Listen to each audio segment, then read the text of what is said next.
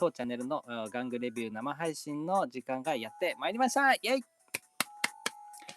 いやー、ついに届きましたね。はい、こちら今回ご紹介しますのはこちら、ドドン。はい、トランスフォーマーミッシングリンクシリーズからですね、サイバトロンシティコマンダーウルトラマグナスです。イエイ。いやー、これね、めちゃくちゃ楽しみにしてましたね、僕。近年でもかなり楽しみにしてまいりました。いやー、ちょっとね、箱から開封するのめちゃめちゃテンション上がりましたね。さあ、ちょっとこれ、今回はじっくりとですね、遊んでいきたいかな、なんていうふうに思います。ね、まあね、例によってですね、今まさに開封したばかりです。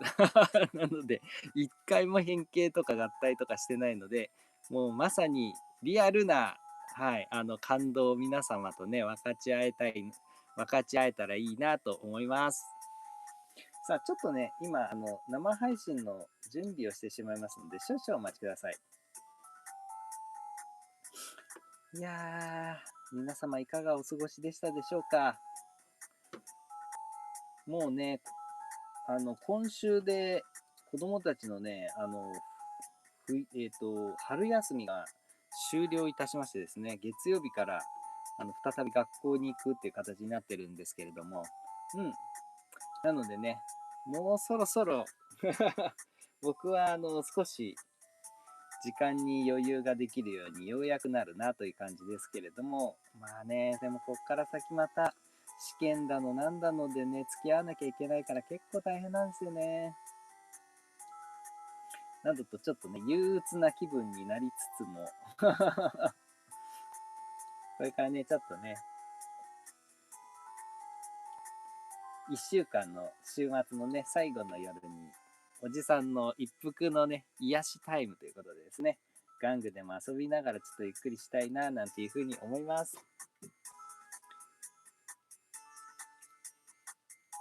よっ。まずはね、ちょっとサワーでも飲みながら。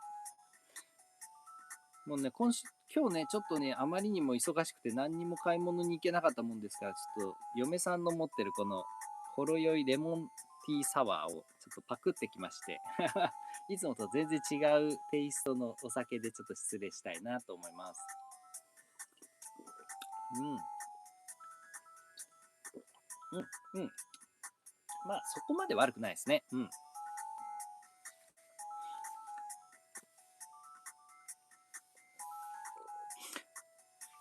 はい。ということで、まずは、この開けるところからやらないといけないですね。動画を管理。よ、すいません。ちょっと、例によってですね、慌ててきたから何の準備もしませんでして。ようやっと開きました。ありがとうございます。さあ、ということでですね、今週も玩具レビューね、やっていきたいかな、なんていうふうに思うんですけれども、まあ、こちらですよね。ウルトラマグナス。ね、まずまあ、ほとんどの方ご存知かとは思いますけれども、あんまり知らないよという方もね、中にはいらっしゃるかなと思いますので、ちょっと軽くね、ご説明をいたしたいなと思います。はい、まずはですね、こちらのウルトラマグナスは、まあ、ウルトラマグナスとミッシングリンクシリーズですね。はい。まずミッシングリンクシリーズなんですけれども、こちらはですね、かつての G1 トランスフォーマーですね、初代のトランスフォーマーシリーズ、こちらの、まあ、側というかね、デザインとか構造、見た目はですね、全く当時のものをそのまんま、はい、踏襲した形のものになっておりまして、ただ、そこに当時ではかなわなかったですね、稼働ですとか、あとはですね、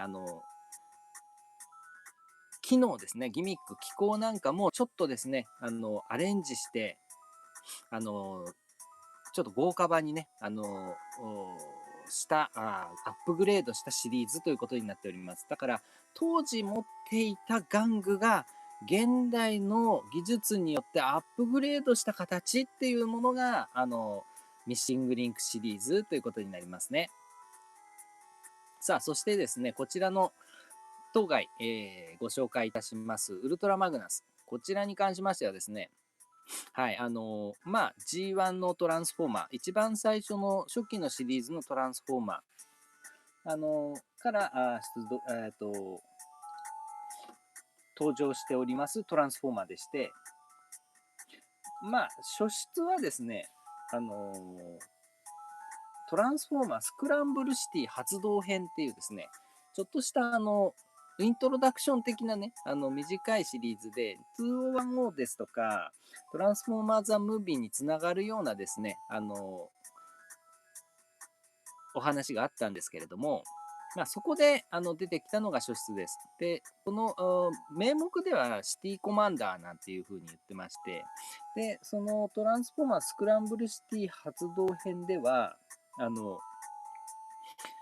以前ね、生配信でご紹介させていただきました僕のですね、心のはい、基地ロボというかね、僕の中でもね、ものすごく大事な、はい、トランスフォーマーの基地ロボであります、メトロフレックスですね。はい、こちらのメトロフレックスが登場するというお話なんですけど、そのメトロフレックスを建造して、中に乗ってですね、操縦するトランスフォーマーっていう触れ込みなんですね。うん。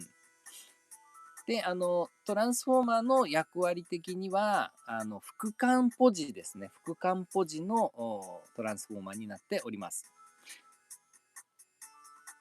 なのでね、リーダーになるトランスフォーマーは、2代目の司令官として、登場しました、ホットロディマスとかロディマスコンボイですね。こちらが主人公になって、こいつが主人公司令官なんですよね。で、このウルトラマグナスはその、ロディマスコンボイを補佐する副司令官という立ち位置になっております。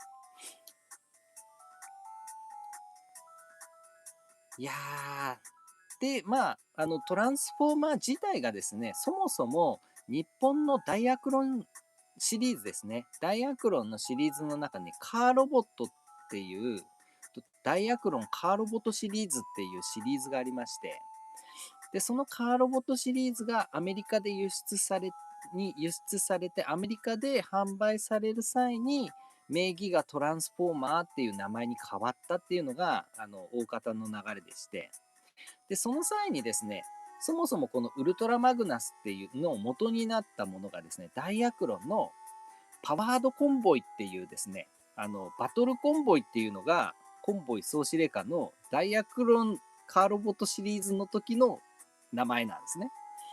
で、このパワードコンボイっていうのが、バトルコンボイのパワーアップバージョンというかね、っていう感じの、はい、商品だったんですよ。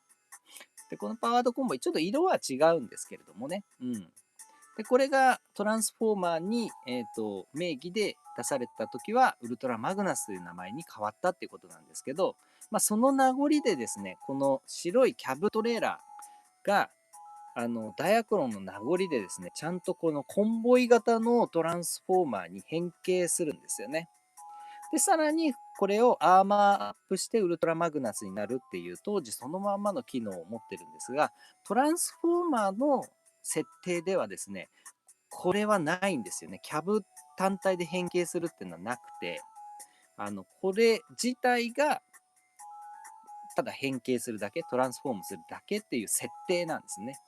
トランスフォーマーとしては、そういうふうに一段技術がね、機構が落ちた段階、落ちているのが正解みたいな感じになってるんですね。多分これがね、アメリカ人の好みと日本人の好みでちょっと違うっていうところに結構あるのかななんていうふうに思うんですけど、今回のこのミッシングリンクはですね、素晴らしいのが、やはりね、当時版のやつを踏襲しているので、ダイアクロンの風味が満載に入ってるところなんですよね。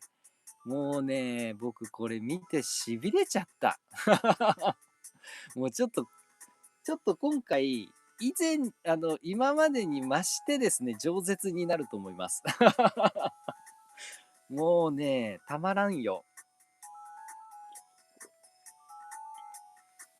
ということでですね、ちょっとうだうだ喋ってても仕方がないので、ちょこちょこね、触りながらお話ししていきたいかな、なんていうふうに思います。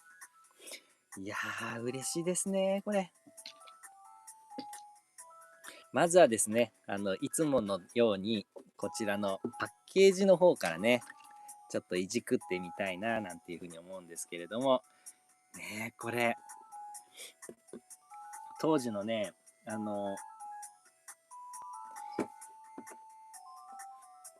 パッケージ絵もう、もっとね、昔のイラストだったんですけど、昔のやつはね、当然ながら。だからね、そう、そのパッケージイラストではね、もうパースなんてクソくらいみたいな感じで、足がぐにょーんと曲がったりしたね、絵だったんですよ。もう本当にパースめちゃくちゃな感じの絵だったんですけど、当時それがすごくかっこよくてね。だけど、昔はもうほんと完全に胴体はパネルだったんですよ。完全な板だったんですね。まあ、それはしょうがないんですけど、だからね、これが今回ね、実物がちゃんとパッケージ絵と同じポーズ取れちゃうんですね。しかも当時のウルトラマグナスの姿でこんな稼働ができちゃうなんて夢のようですね。本当に。さあ、そしてこの絵ですよ。この絵。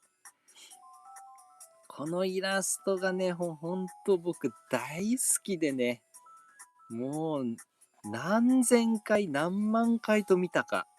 もう小学校の時にね、もうかじりついて見てましたね。いやー、素晴らしい。ね、で、こちら。いろんなね、後ろのね、トレーラー部分がいろんな形にね、使える。まあ、いわば純基地ロボとしてですね、はい、使えるという形になっております。で、こちらですね、ディアストーカー、付属するね、小型のトランスフォーマーもちゃんと、現代版にブラッシュアップされてるということでね、すごく素晴らしいですね。このパッケージから痺れちゃうんですけど、さらにね、このね、ミッシングリンクの版のね、嬉しいところは、発泡スチロールなんですよ。当時と全く同じ。発泡スチロールで入ってくれてるんです。でね、もう開ければ中からこう取り出すだけで遊べるという、当時と全く同じの仕様になっております。嬉しいですね。そしてこのね、新品の発泡スチロールの匂いね。もう僕はこの匂いがたまらなく好きなんですよ。ああ、おもちゃ買ってもらえたんだっていうね、幸せの匂いなんですよね、この新品発泡スチロールの匂いが。いやー、もうね、ほんと、大好きな、たまらんぐらいなね、このパッケージ見てるだけでちょっと幸せになっちゃうような、はい、そんな感じがしているんですけれども、はい。ちょっとですね、満を持して遊んでいきたいなと思います。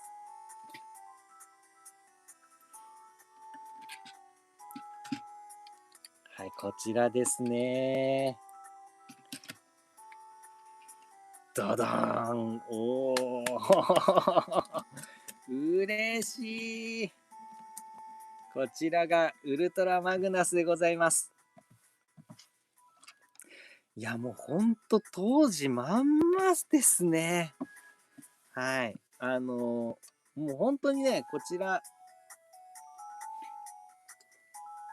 もう発売されたの僕がちっちゃい頃、本当にちっちゃい頃なんですよ。で、僕自身がですね、あの実際に、当時ね、あの、当時の、えっと、G1 のね、ウルトラマグナスは、持ってませんでした。僕は買ってもらってなかったですね。はい。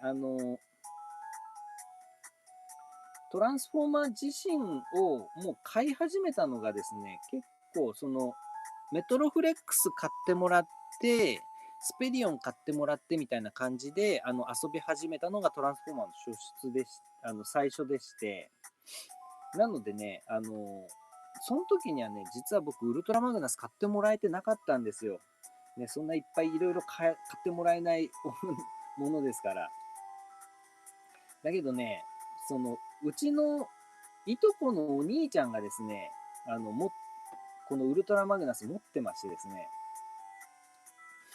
いや、それで、遊ばせてもらってたんですよ。いや、これがね、非常に良くて、だからね、僕の中で、いとこのお兄ちゃん家に遊びに行った時にこれで遊んだっていうね、思い出玩具だったりするんですよね。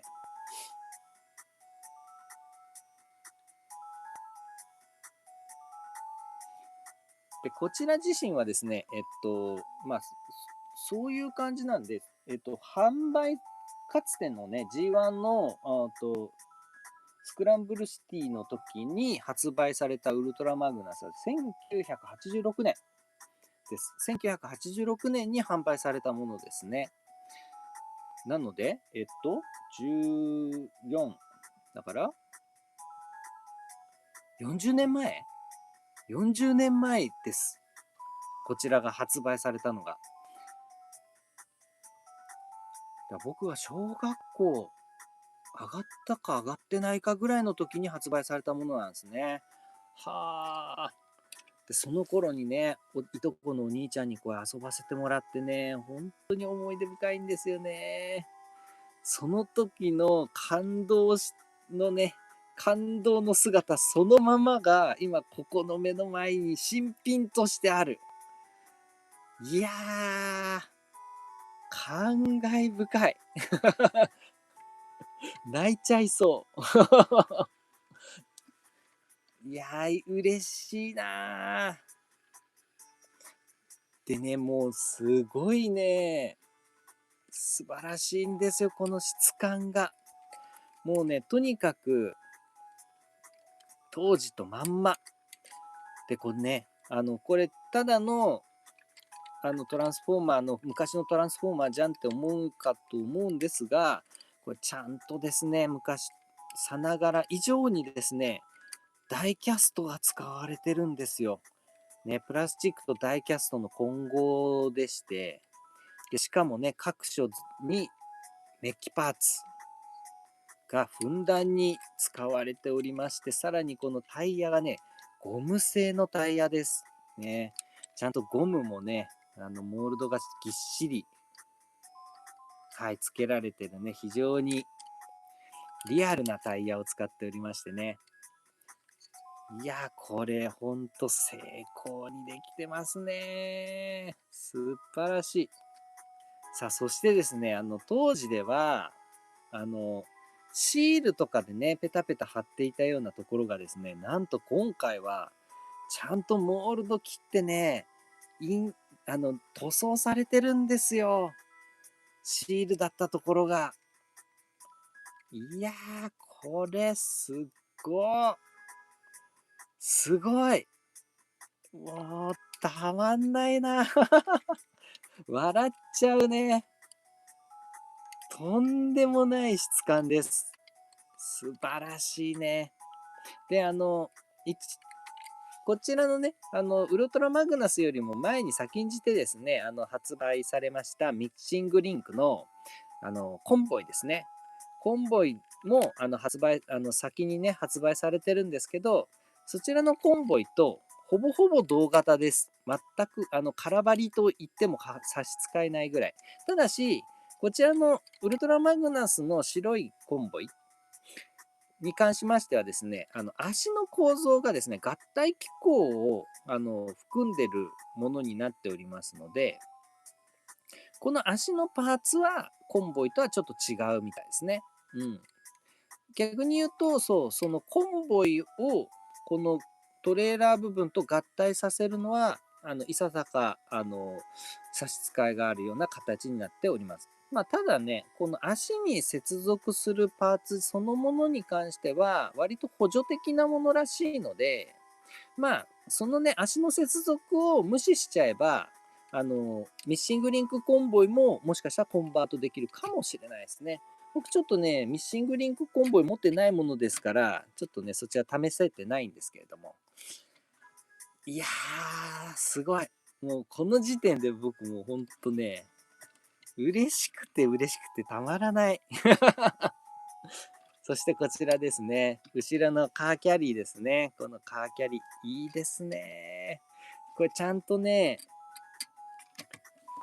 はい。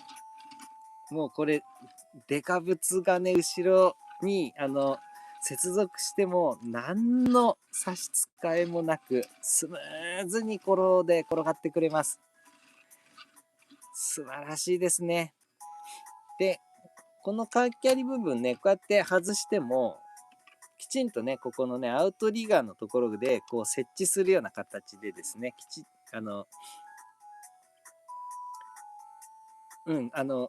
カーキャリ外しても、あの、シンプル、安定して立てている形になっておりますね。うん。で、こちらも、このタイヤの部分はメッキとゴム製タイヤですね。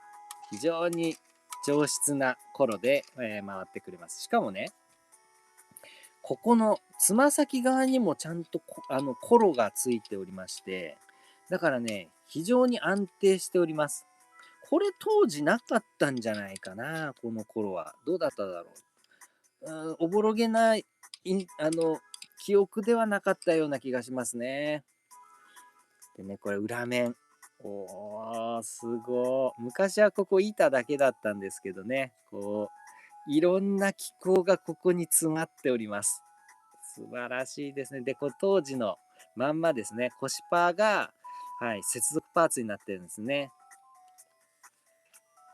いやー、で、こちらも、当時はね、ここベラッと、シールで再現していたところが、もう、モールドとね、この塗装、担保印刷ですかね。で、こう、再現されてるんですよ。いや、これすごいな。だからこれね、シール貼ってないです。シールもね、付属されてるんですけど、シールね、つけなくても、もう完璧。完璧ですね。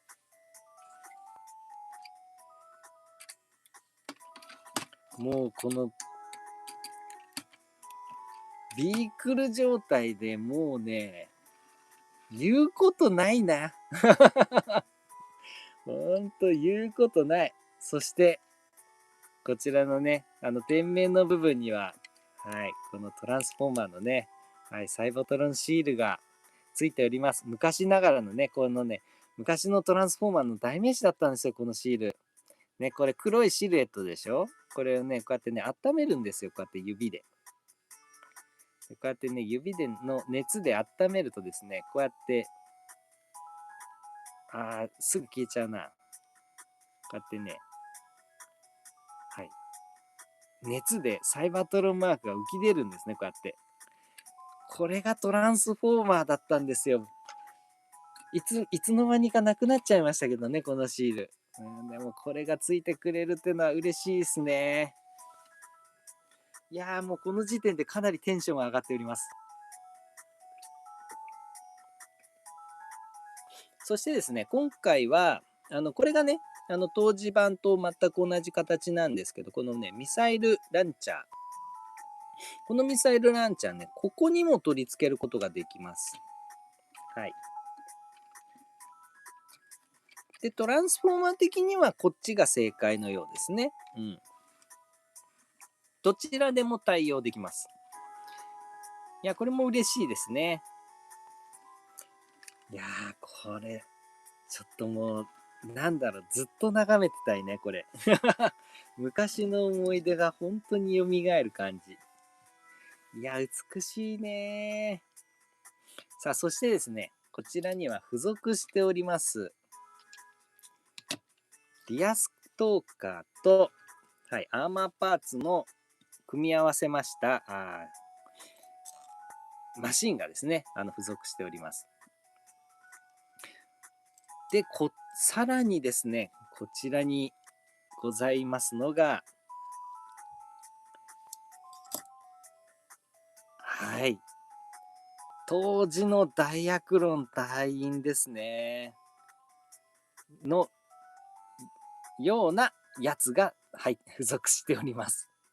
で、トランスフォーマーだからダイアクロン隊員と言ってはいけないんでしょうが、まあこっちはね、僕は関係ないので、こいつはダイアクロン隊員でございます。昔はね、こういうでかい、おっと、足裏のね、このでっかい、四角いのが、昔の磁石だったんですけど、今はなんかこう、細いピンがついてますね。これ磁石なのかな？どうだろう？あ、磁石です。ちゃんと鉄にくっつきました、今。だから、昔はね、この四角い部分が磁石だったんですけど、今はね、さらに小さいネオジム磁石が足の裏にくっついている形になっておりますね。なので、もう孫うことなきダイアクロン隊員でございます。ね。そして、こちらが、現在リファインされたダイアクロン隊員ですね。新旧隊員。サイズほぼ全く同じですね。いやー、これも非常に素晴らしい。この隊員ついてきてくれるの嬉しいな。そしてですね、やはりね、全身がダイアクロンシリーズだったので、各所にね、ダイアクロン隊員が乗れるんですね。こちら付属のディアストーカーにも、こちらにダイアクロン隊員を乗せて、はい、こういう風にダイアクロン隊員が乗るマシンとして活用することができます。でこちらの付属物、ね、合体するための、ブレストアーマーとヘッドギアですね。こちらはですね、トレーラーとしては余剰パーツになってしまうんですけれども、こちらも余剰パーツとしては、出さないとね。余剰パーツを合体させてダイアクロン隊員が乗るマシンとしてしまうというのが嬉しいところですね。ちょっとお尻が入んないな。はい、リメイク版ダイアクロン隊員だとちょっとお尻が入らないようです。ね、Q の方がちょっとスリムなんですね、お尻が。なのでちょっと9番の方、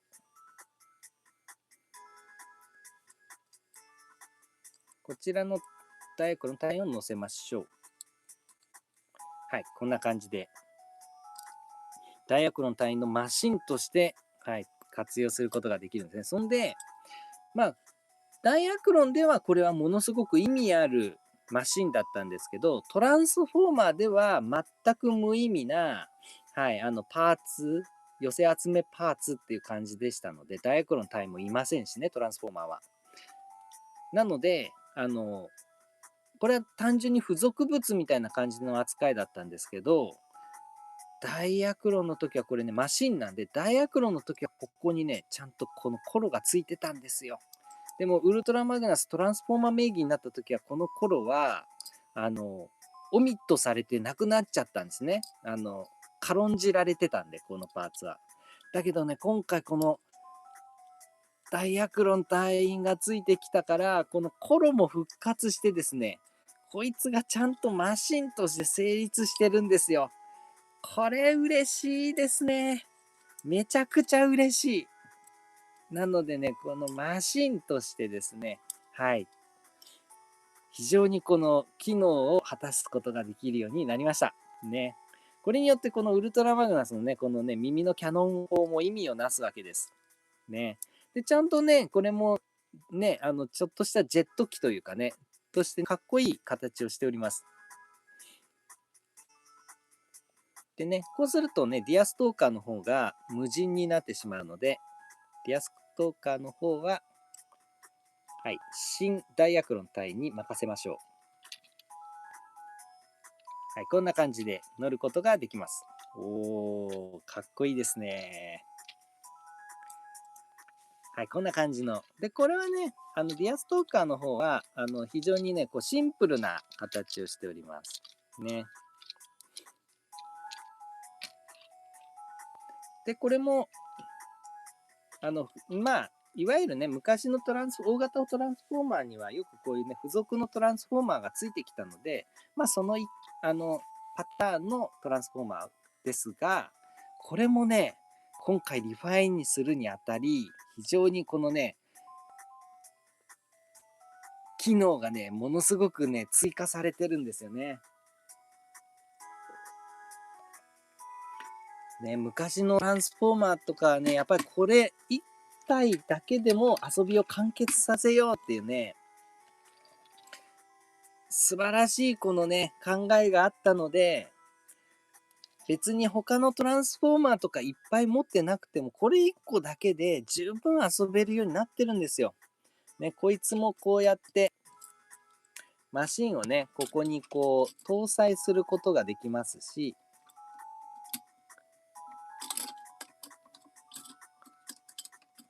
こんな感じでね、搭載できますし、あとね、ここがパネル開きましてね、こうやってディアストーカーをこうやって中にこうやってね、搭載して、ほら、これでね、搭載発信遊びも、これ1個だけで完結できるんですよ、トランスフォーマーなくても。他のね、やつを持ってなくても、これ1個あれば十分に遊べるようになってるんです。こうやってね、パカーッと開いて、ここから発信って。おおいいですね、いいですね。こちらもね、こう、じゃんじゃんじゃんじゃんじゃんじゃんじゃんじゃんじゃんつって、ここから発信だこういう発信遊びをすることができます。いやー、たまらないですね。で、まあ、その他にもね、例えば、ね、こういうね、まあ、ちょっとパッと手に取れるところにあったので、サイドスワイプ。ね、こういう車型トランスフォーマーなんか持っていらっしゃいましたら、こうやって、ね、中に格納してカーキャリーとして遊ぶことも可能ですね。おお、こうなると一気に実写感が出ますよね、実写感が。おお、素晴らしいですね。さらにね、こちらの、ね、店面の部分にも車両をね、こういう風に載せることもできますし、あるいはね、やはり、201O ですとか、スクランブルシティ編とかね、まあそういった時に、そういったね、シリーズでは、やはりね、こいつですよ。エアボットたちともね、絡みがありましたからね。シルバーボルト。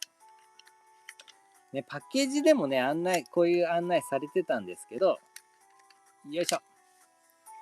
例えばね、こちらのシルバーボルト。こちら当時版なんですけれども、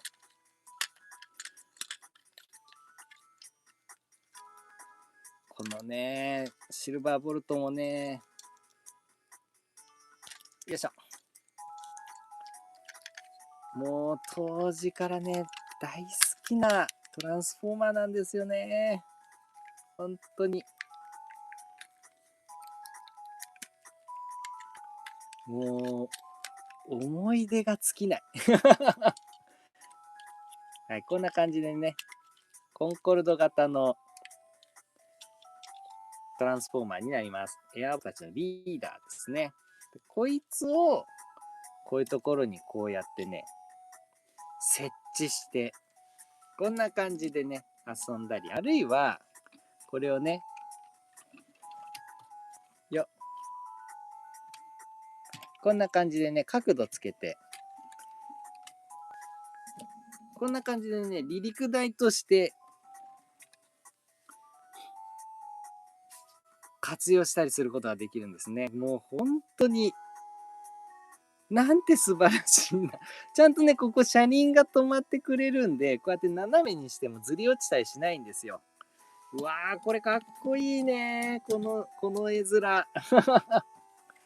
この絵面、ちょっとかっこいいね。いやー、嬉しいな。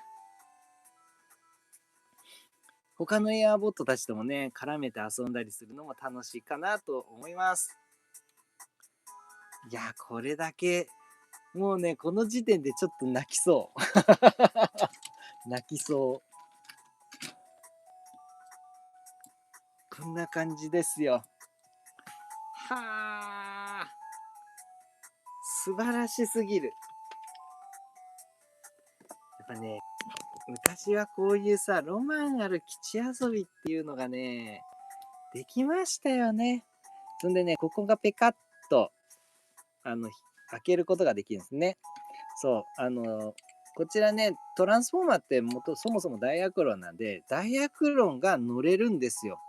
このダイアクロンカーロボットシリーズ全部ね、ダイアクロンが隊員が乗れるんです。じゃあ実際に。まあそういうシリーズだからね。うん。で、コンボイも例に漏れずそうなんですけど、で、こちらね、マトリックスが、あの、取り付けられるね、パーツが入ってるんですけど、こちらね、取り外すと、マトリックスチャンバーかっていう取り付け台みたいなのがね、あるんですけど、このパーツ、外付けになっておりまして、外すと、はい、当時版のコンボイと全く同じ状態でね、ここにね、ちゃんとシートがあるんですよ、シートが。ね、ちゃんとモールドとかも切られててね。で、ここに、先ほどのね、ダイアクロン隊員が、こんな感じで乗ることができるんですね。でしかもね、2人乗れます。ちゃんと助手席にも乗れるんですね。まあ、こっちのシートには、このダイアクロン、旧ダイアクロン隊員しか座れないので、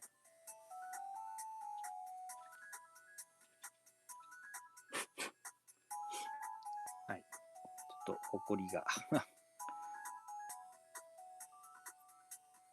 はい、こちらの、失礼。2人のダイアクロン隊員、新しいダイアクロン隊員たちですね。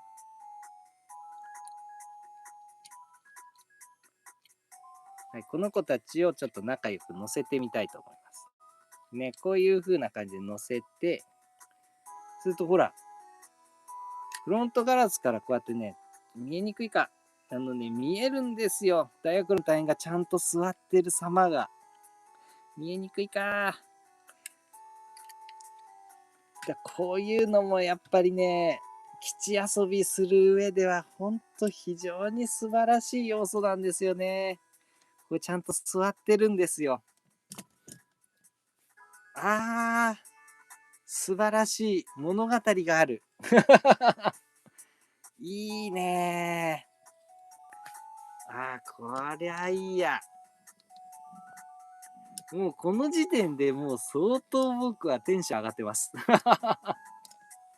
なんて素晴らしいんだろ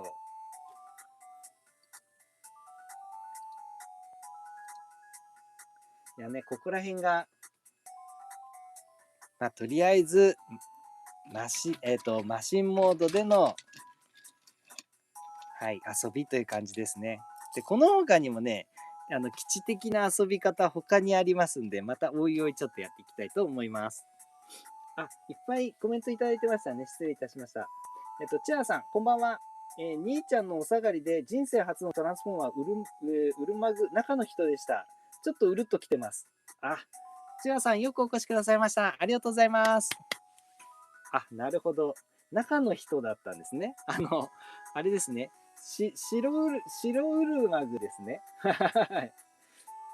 いや、それはもう非常によろしいか。僕もね、そう、いとこの兄ちゃんのやつを遊んでました、僕も。そういう意味ではちょっと仲間ですね。仲間ですね。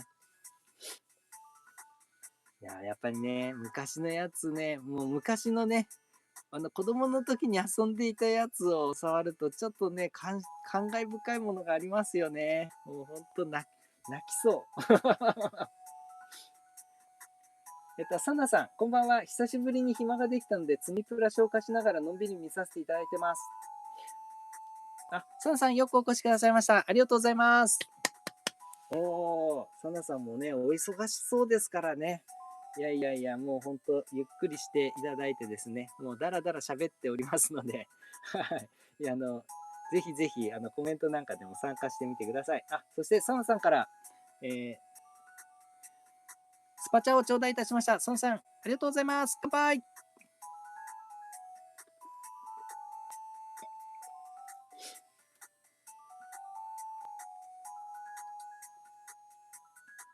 はい。そして、チナさん、コンボイあるから我慢しましたが、めちゃくちゃ欲しくなってきました。あ、チェアさんはミッシングリンクコンボイ購入されたんですね。でもね、僕ほんとね、そう、これを、ウルマグ買って、コンボイは我慢したんですよ。コンボイは。だけどね、ウルマグはもう我慢とかなかったですね。一切なかった。もう、出ます。予約します。はい、ポチリって感じでしたから。でね、これ買ったら、やっぱコンボイね、欲しいな欲しいなコンボイ。ねやっぱりね、あのコンボイカラーがいっちゃんかっこいいんすよ。ねだから、あのコンボイにね、これ合体できたらなとかってちょっと思ったりして。ね、これ今度、このウルマグの、カラバリでね、当時の、ダイアクロンのね、パワードコンボイ的なやつで、トランスフォーマーでも、そのカラーで発売されたんですけど、デルタマグナスっていう、当時のね、ダイアクロンのパワードコンボカラーですね。あの、赤と青を基調にしたやつですね。そのカラバリのやつがミッシングリンクで出ますね。C11。ミッシングリンク C11 のデルタマグナス。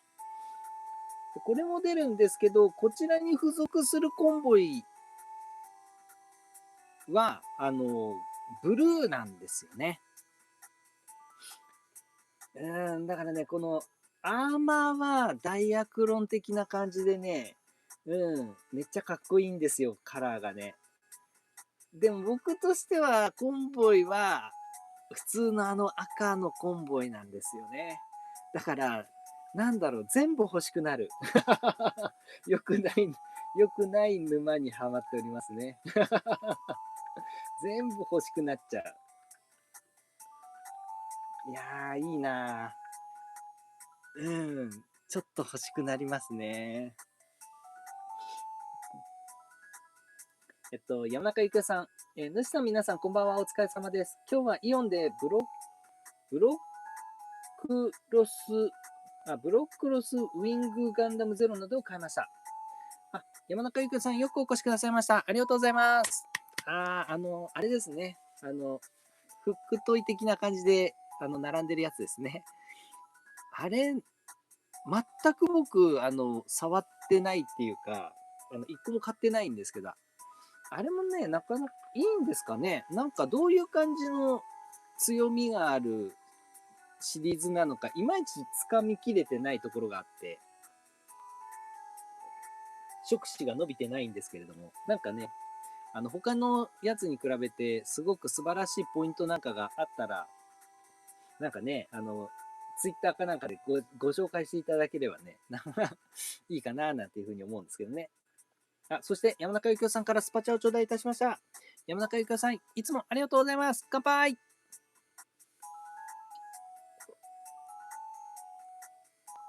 山中幸雄さん、かっこいいですね。もうね、もう、まだ何にも変形させてない。ただこのね、車両モードで遊んでるだけなんですけど、もうこの時点でだいぶテンション上がってます。泣きそう。チャーさん、パワードコンボイ版が出ますね。ああ、先ほどのやつですね。デルタマグナスね。ほんとそうですね。あっちもね、いいんですよ。やっぱパワードコンボイっぽい、パワードコンボイのテイストを味わいたいんだったらあっちですよね。うん。やっぱね、僕は、そのダイアクロンはね、僕にとってはちょっとお兄ちゃんなんですよ。お兄ちゃん世代の玩具なんですよね。そもそも、元々のダイアクロンシリーズは。だからね、僕の中でね、やっぱりこの、思い出の中にあるやつは、やっぱこの水色と赤のウルトラマグナスなんですよね。だから確かにこっち、これがね、テンション上がるんですよ。うん、めちゃめちゃテンション上がってます。さあさあさあさあ、ちょっとね、ちょいちょいご紹介しがてら遊んでいきたいな、なんていうふうに思います。まずはね、何はともあれ、こちらの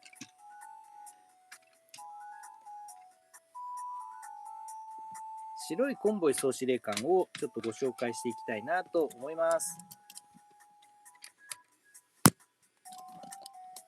いや、先ほどね、申し上げた通り、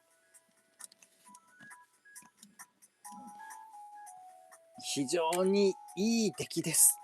本当にいい出来。もう当時のね、思い出がめちゃくちゃ蘇りますね。当時とね、見た目は本当に一緒。で、ものすごい新品。これが新品で手に入るとはね、なんていい時代なんだろう。そしてですね、ちょっとこれからトランスフォームしていきたいと思います。こちらね、トランスフォームする際は、まずね、この腕を両サイにこのように開いていきます。でね、当時のコンボイは、余剰パーツがあったんですね。で、余剰パーツは拳パーツなんですよ。で、当時はね、ここに穴っぽこが開いてて、で、ここにこう、拳を差し込む感じで、拳だけ別パーだったんですね。昔は、拳っていうのは余剰パーツなのが当たり前だった、デフォだったんです。うん。だからね、拳パーツが余らないロボット玩具があっただけでもうテンション上がってたぐらいです、昔は。ね、だから、昔のコンボイが悪い仕様ってわけじゃないんですよ。その当時はね、それがデフォだったんで。さあ、こちらも同様に。それがね、今回は、はい、余剰パーツが、拳の余剰パーツが出ないんですね。これちゃんとこの中に拳が収まっている。ここはもうね、当時からアップデートされた部分ですね。ミッシングリンク素晴らしい。ミッシングリンク素晴らしい。もう一回言っときましょう。余剰パーツが出ない。ね。さあ、そして、いいクリック。いいクリックです。クリックが肘に入っております。でね、ここにもちゃんとね、モールドと綺麗な印刷が入ってますね。素晴らしい。でね、この拳もね、ただの拳じゃなくて、ちゃんとこうやってね、開きますね。開きます。いやー、これ、ちょっと感動してる、今。そしてこの足ね。この足は両サイドに開きまして、ちょっとね、この車輪を一旦逃がします。で、そうしましたら、ちょっと開いて、前へ持ってきます。ね。昔はね、ただグイーンってやると、勝手にちょっと股が開く仕様だったんですね。昔のやつはね。さあ、そしたら、こちらが、つま先をこのように前に展開。ね。で、かかとを、よいしょ。ついてきちゃうので、戻します。はい。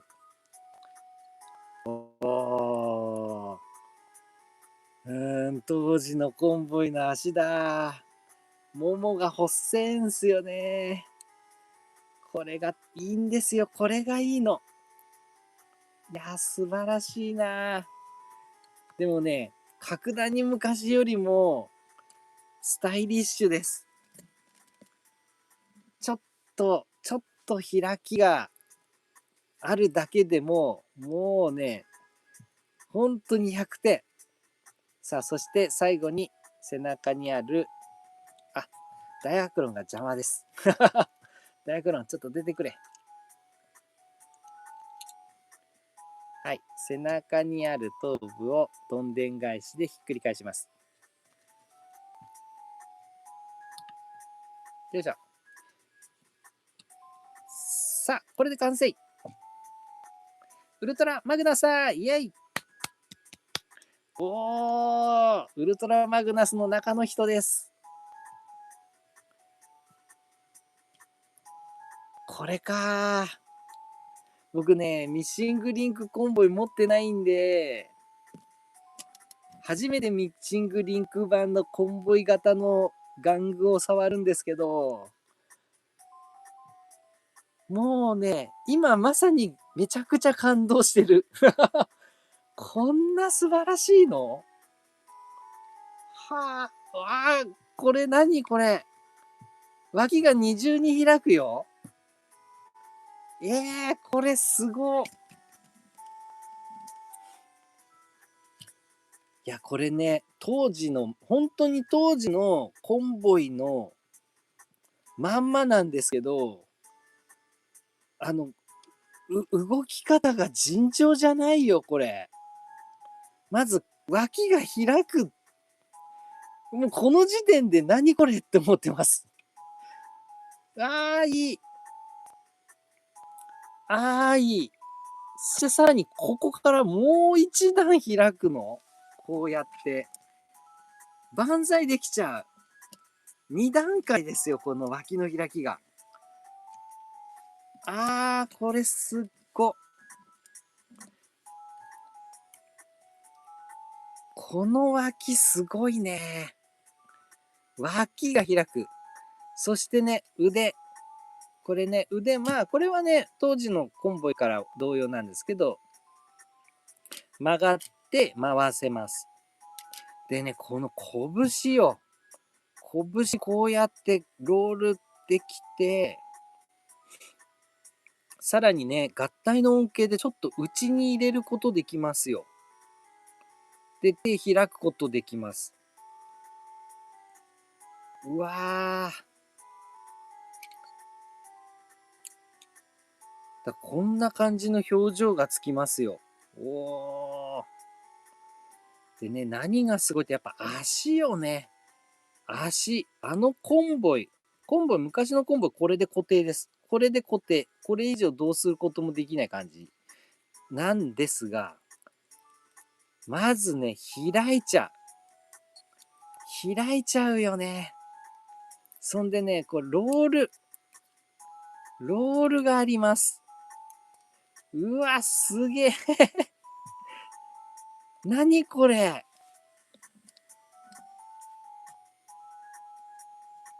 いやね、今の感じの玩具が、こういう、あの、稼働が入ってても、まあ言ってしまえばそこまで感動はないでしょ。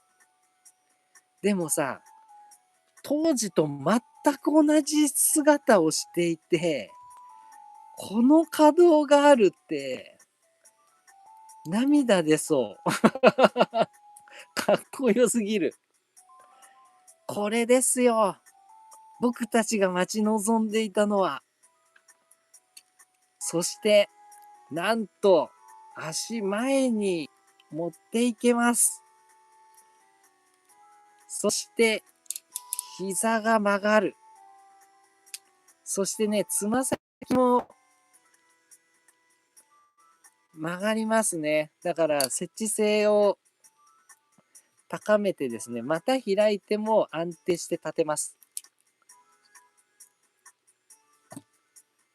こんな感じですね。うわー、すごー。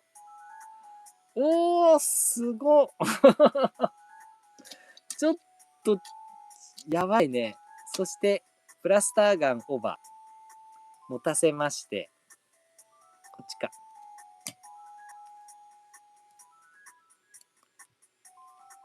そして顔も左右に振ることができますので、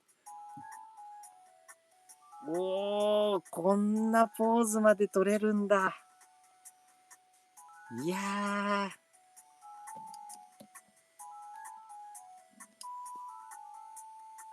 ー、いい、いいよ。素晴らしい。もうこの時点で、もう焦点しかかった。行きかけてる。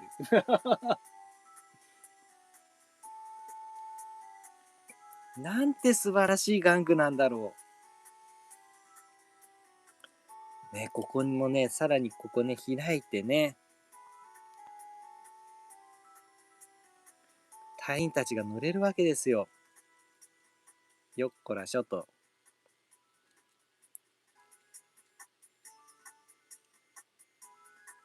こんな感じでね。おー。いやー、これ、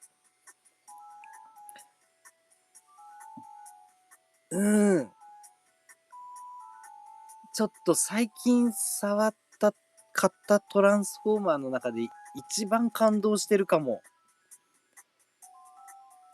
いや、やっぱり当時の感動っていうのはでかいっすね。素晴らしいです。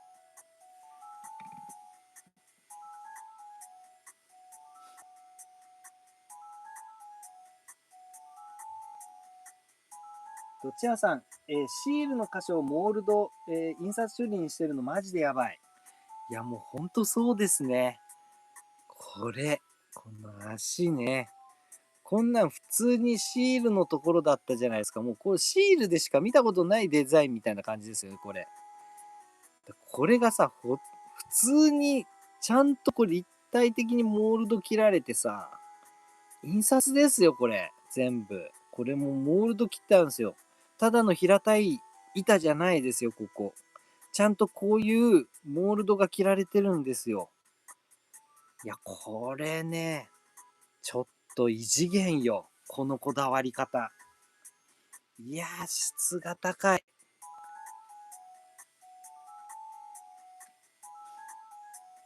山中ゆかさん、確かにかっこいいですね。もうほんとね、当時のやつ多分触ってたら、ちょっとね、鼻血ブーです。うん。いや、やっぱ当時とのギャップってありますよ。このギャップでちょっとね、ギャップ萌えです。ちょっとやばいね、これ。嬉しい。チアさん、昔のスタイルのままめちゃくちゃ動くの、頭の処理が追いつかないです。本当ね。本当ですね。本当にその通りです。もうね、だから、そうなんですよ。僕も、ほら、勇者の玩具とかで、いや、ちょっとまた開くだけでいいんですよ、みたいな感じでやってるじゃないですか。だね、そう。本当は求めてるのそれだったりするんですよね。いや、まあもちろん今リファインされてるやつもね、すごくスタイリッシュでかっこよくなって、非常にいいなとは思うんですよね。いや、いいですよ。めちゃくちゃいい。ですが、やっぱりね、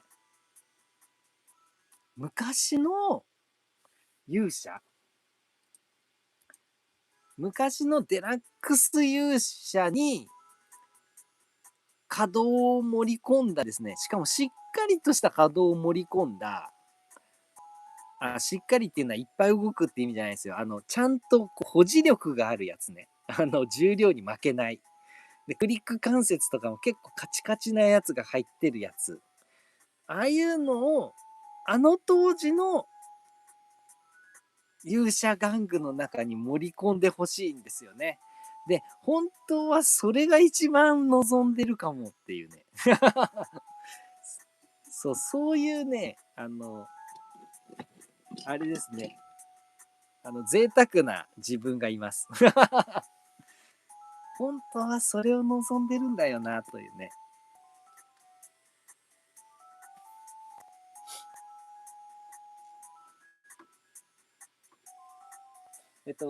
サナさん、へえ、上半身だけでもかなり表情つけられる、作られる、つけられる作りなんですね。もうね、めちゃくちゃですよ。とんでもない。いや、これはね、面白いですよ。しかもね、脇が開けるだけで感動がちょっと全然べらぼうに違いますね。チアさん、膝関節が逆方向にワンクリック動くので、設定画みたいな立ち方ができますよ。おー、そうなんですね。あ、本当だ。取り足的にワンクリックいけますね、こうやって。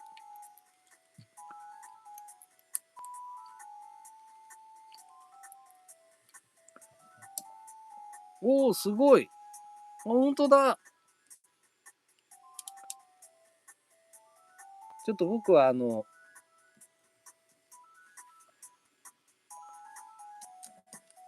アブデカの有事のような古いかな古いでしょうか。柴田恭平的な感じで、タカっていう。セクシーをしたおじさんの話になって申し訳ない。あ、かっこいい。本当だ、かっこいいっすね。おー、いい。素晴らしい。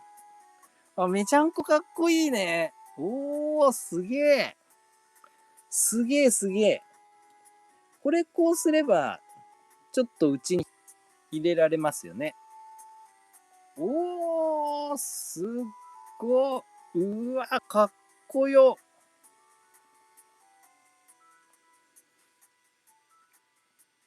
あらららららら。もうこれでちょっと一生遊んでられるな。すげえかっけえ。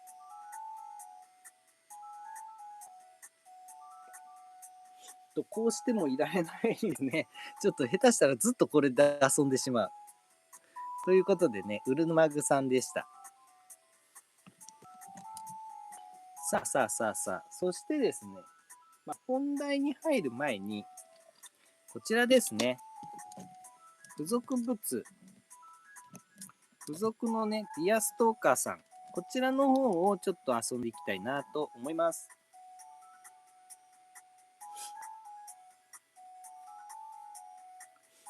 さあ、こちらなんですけれども、はい。まずね、こちらをダイヤコの単位ののかしまして、はい、こんな感じのね、シンプルな造形の、スーパーカーのような感じですね。になっております。ね、これ造形自体は当時のものとさほど変わらない感じ。さあ、ここから変形します。ね、当時のものはすごくね、シンプルで付け替えでピットピトっていう感じで、もうね、1個をこう回転させるとか、そんな程度だったと思うんですが、これは素晴らしいですよ。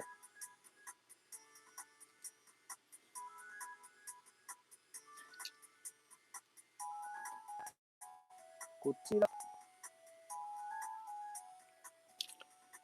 まずね、変形させます。まずは、えっと、こちらを左右にこうやって割るんですね。こういう感じで。で、そうしましたら、これをグリーンと前に持ってきます。そうすると、これで足になるんですね。おお、うわ、で、ここでカチッとロックされます。面白い機構。ね、ここからね、結構むずいんですよね、これが。まずね、このね、腕のユニットが、この下にね、全部収まってるんですけど、こいつを、えっと、外してですね、ユニットブロックごと上げるんですよね。よっ。ここのロックを外すんですよね、確か。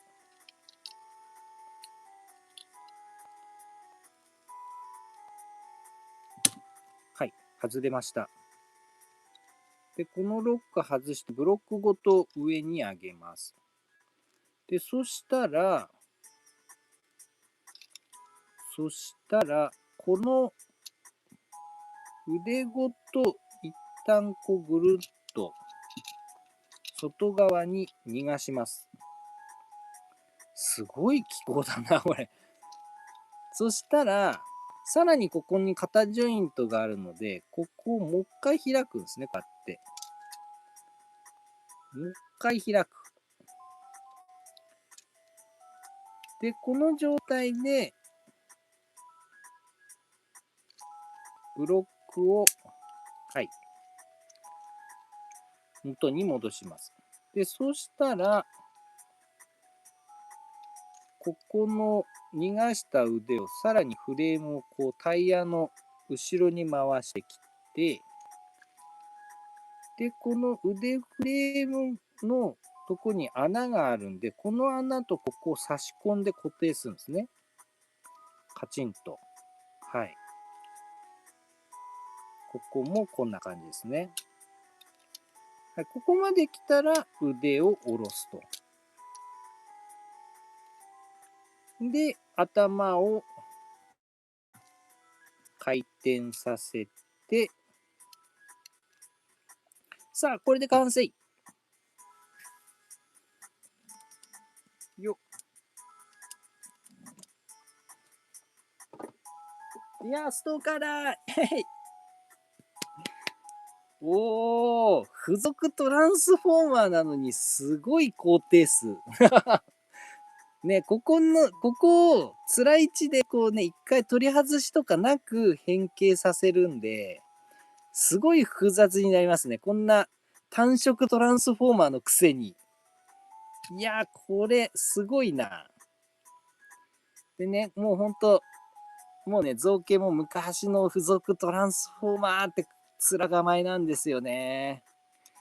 でもね、これね、侮るなかれなんですよ。これね、いや、しっかりと動くのよ。まずこれほら、ほら、脇がね、開いちゃう。あ、そうそう、そんでね、腕伸ばすの忘れてた。腕が伸びます。なのでね、肘も曲がるんですよね、これ。これ、すごいよね。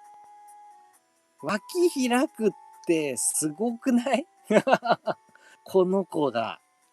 そんでね、これピタッとね、もう、まさにこの、板一枚って感じのデザインしてるくせに、これね、股が開くんですよね。で、さすがに股関節の前のスイングはないんですが、膝は曲がるんですよ。だからこんぐらいのポーズがね、取れるんですよね。いや、こんななりして結構すげえなって思いますね。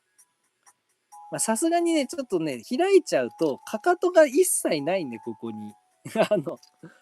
必然的に後ろに倒れるというね、そういう宿命を負ってるんですけど、いや、でもね、これね、開いてくれるってだけでね、ちょっとおしゃれさ具合がちょっとたまらんですね。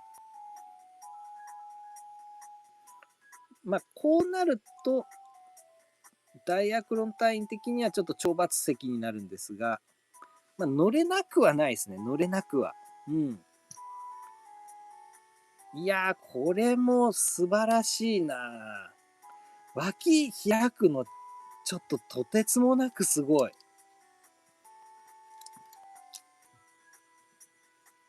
ね、顔、なんかちょっとあれですね。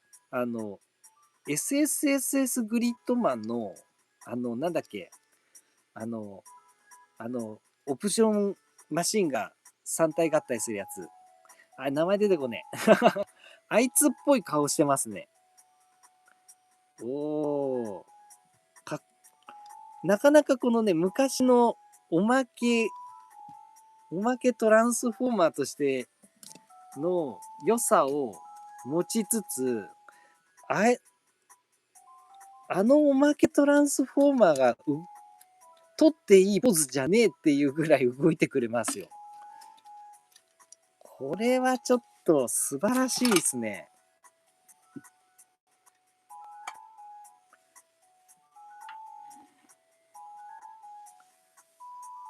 いや、これ、嬉しいな。言ってしまえばね、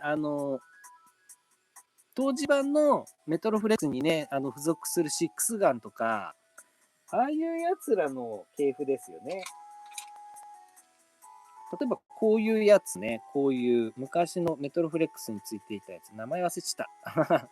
で、これね、ちょっと腕が、こう外して付け替えて腕になる系のやつなんですけど、こいつ。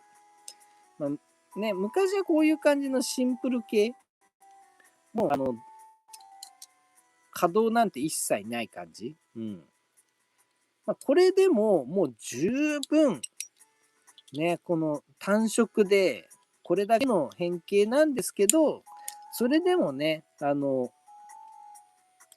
メインの基地ロボにね、ついてくるトランスフォーマーっていうことでね、トランスフォーマー、メトロフレックス買ったら、2体の付属のトランスフォーマーおまけでついてきたっていう、ものすごいね、お得感があったんですよ。嬉しさが。このね、お得感用トランスフォーマーのくせに、めちゃくちゃすごいんですよね、稼働が。いや、これ、すごいね。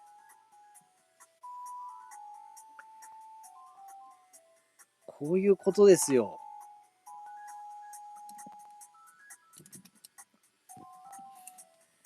おー。だからこの、ミシングリンクウルトラマグナスを買うと、この2体のトランスフォーマーが付属してくるということですよね。いやー、これ、めちゃくちゃ満足度高いな。やばい。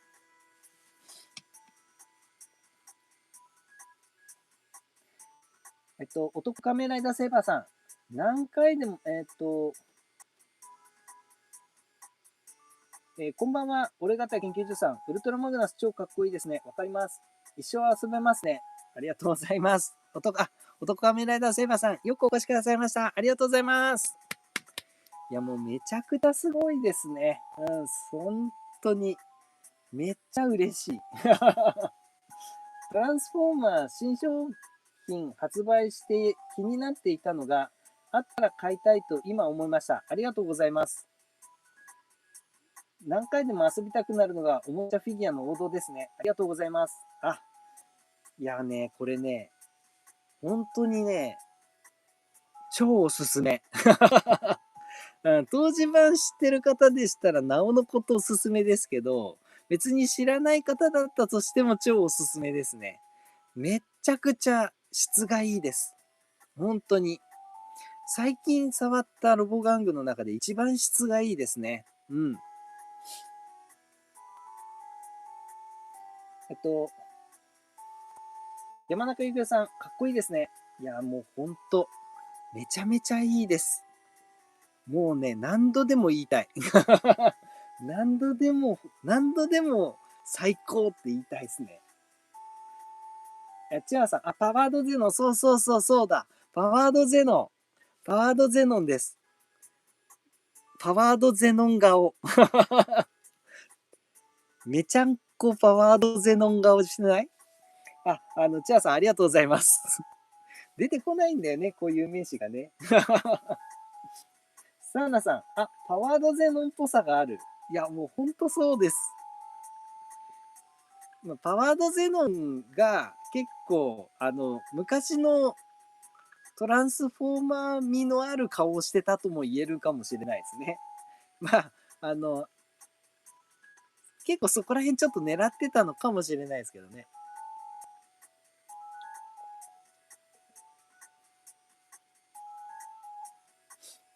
山中由紀さん、確かにパワードゼノに似てますね。いや、そうでしょ、そうでしょ。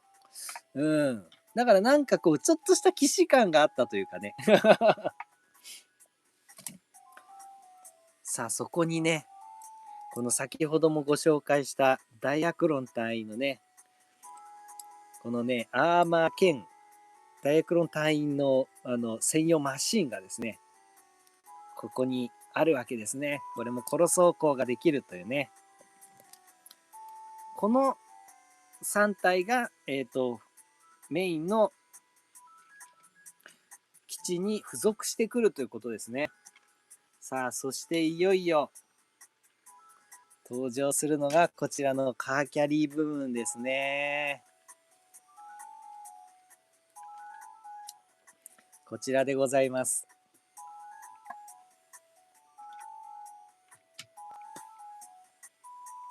もう僕にとってはこれはメインです。こいつを遊び倒すというね。まあ、これはね、まずは、まあ、ウルトラマグナスにね、合体させてもいいんですが、ウルトラマグナスに合体する前にね、いろいろちょっと遊べますので、ちょっとそっちの方を先に遊んでいきたいな、なんていうふうに思います。はい。まずはですね、こちら。じゃじゃん。ね。エアーボットの発射カタパルト。でこれは先ほどやりましたね。うん。シルバーボールと背中に乗っけて、こうね、発射台にするというやつですね。でサイバトロンの司令基地。これちょっとやってみましょうか。サイバトロン司令基地。これちょっとやってみましょ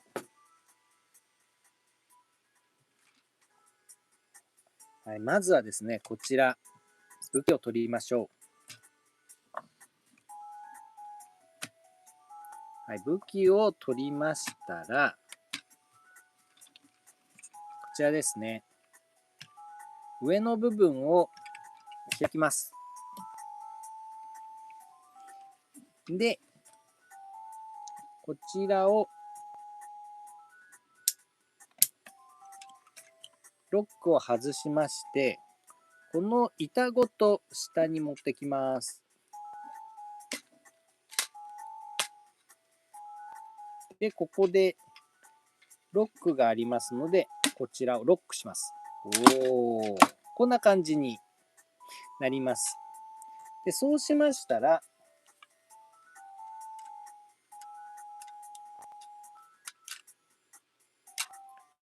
この腕を上に持ってきまして、はい。こんな感じで曲げます。で、そうしましたら、なんかね、画像ではこれ回転させてるんですけど、僕ちょっとこのまま行きたいです。このまんま行かしてください。そんで、この内面のロック板の方を回転させて展開しておきます。で、これひっくり返して、はい、こんな形。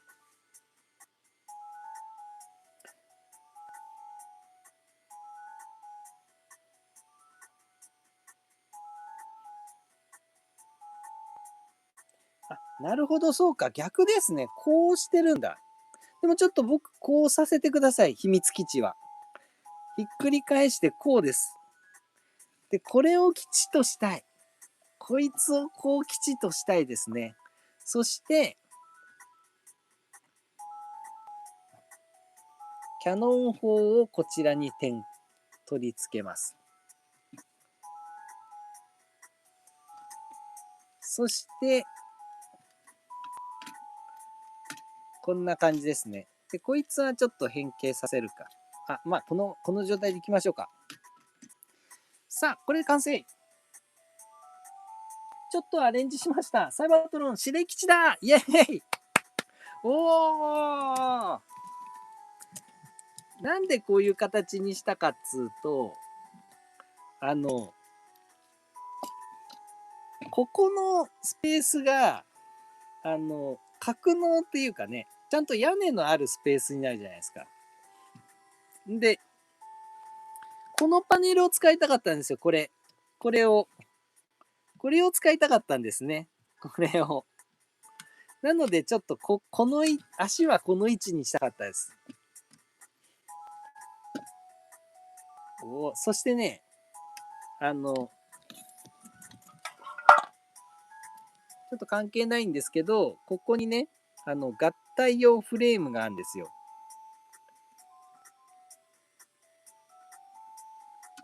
これをね、意味ないですけど、こんな感じで立ち上げたりなんかして、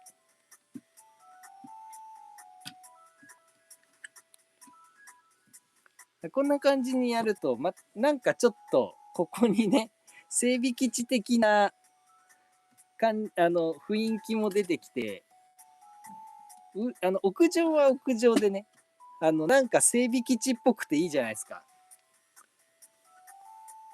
なんだろう。ちょっとね、ちっちゃいロボ的なやつ。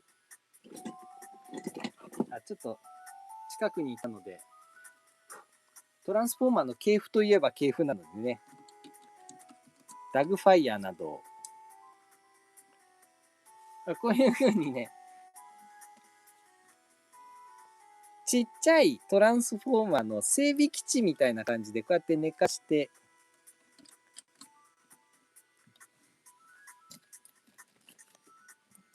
こういう感じのね、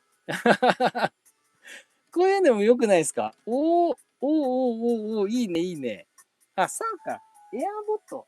エアボットだ。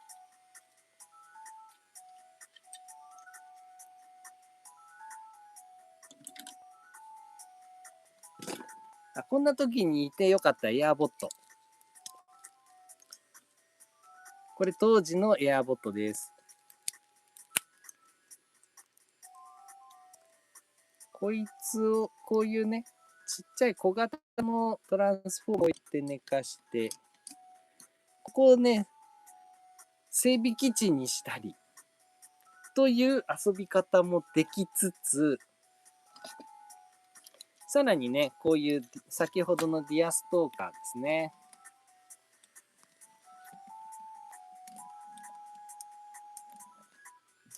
これを先ほどのマシモードに一旦戻しましょう。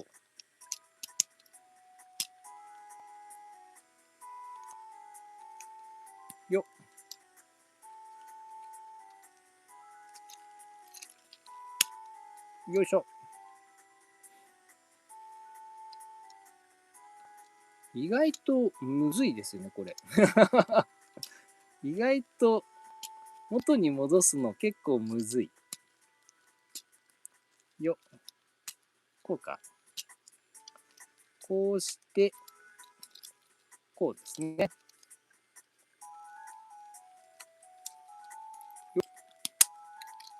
はい。で、こうして、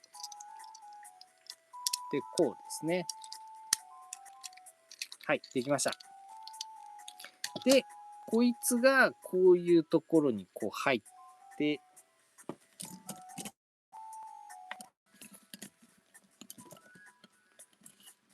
はい、こんな感じでね、この下も、こう、トランスフォーマーの基地としてね、作戦指令室として、基地っぽ基地っぽいね。ちょっとここも壁があるからさ、格納庫っぽくもあるし。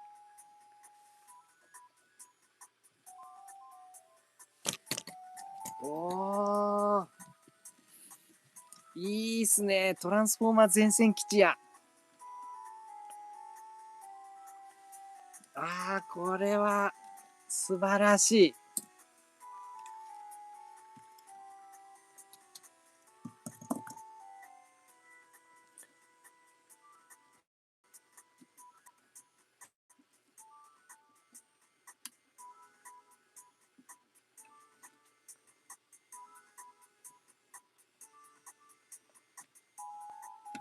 もしかね、こういう感じで、シルバーボルトをこういう感じでね、大きめのやつをここに乗せてもいいですし、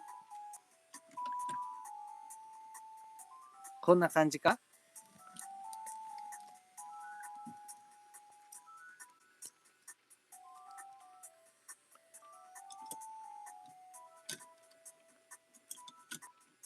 おー、こんな感じにしてもいいわけだ。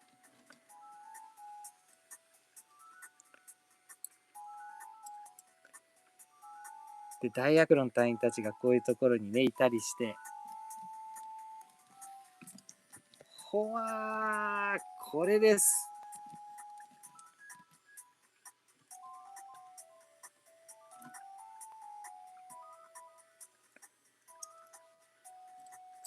こういうところにこうしましょうか。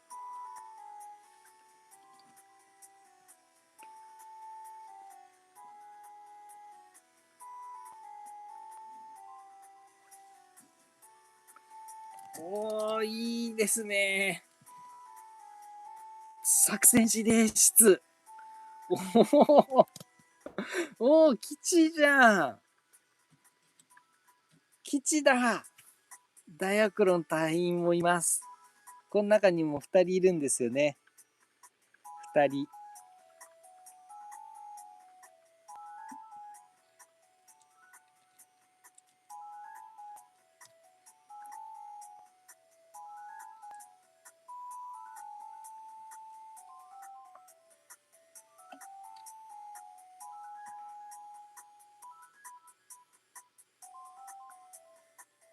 こんな感じで。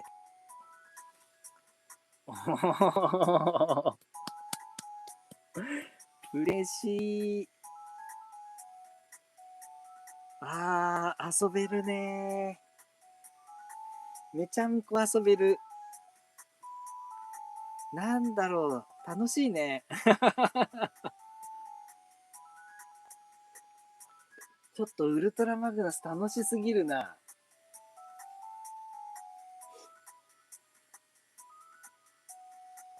山中幸雄さん、ダイアグロン隊の小型飛行機がタイムレンジャーのタイムロボの武器に似てますね。タイムフライヤーね。確かに確かに。乗れるしね。乗れるし。確かに似てますね。チアンさん、パッケージに載ってるとエアボットのミッシングリンクも欲しくなるのが人情ですね。確かに。エアボットいいね。もうなんかパッケージにはこんなこと書いてありますからね。このエアーボット、白い飛行機はこの商品に入っておりませんとかね。で、これね、こっち側にはね、こんなん書いてあるんですよ。エアーボット、かっこ白い飛行機はこの商品には入っておりません。現在は販売を終了しておりますって書いてあるんですよね。これは、酷ですよね。パッケージに載ってるのに。これはぜひ、ミッシングリンクしていただかないとちょっと困りますね、このシルバーボルトくん。